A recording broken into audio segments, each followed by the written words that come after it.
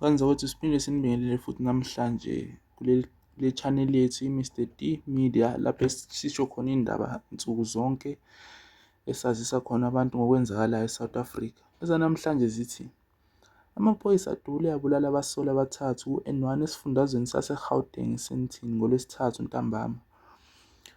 Oziphawulele uthe yena amaphoyisa abelandela imoto eyisola ngoba ibonakale ithinteka kwamanye amacala abasolwa ababe bedingeka khona esifundazweni sase-Gauteng.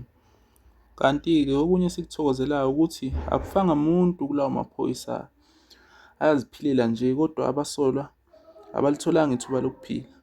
Emotweni kutholakale izikhali ezahlukene, imoto ebebehamba ngayo intshontshiwe nayo, ngisho ne-number plate yayo ayirejistwanga.